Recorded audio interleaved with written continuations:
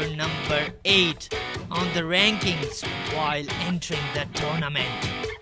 After losing to India, they were down and out.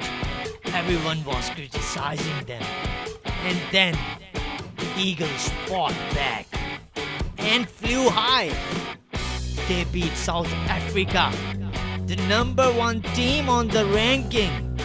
Then they beat Sri Lanka, who was high in confidence after beating India. And in the semi-final, they crushed the unbeaten England to qualify for the final. This is the Team Pakistan for you. Congratulations and best of luck for the finals to Team Pakistan from News Pakistan.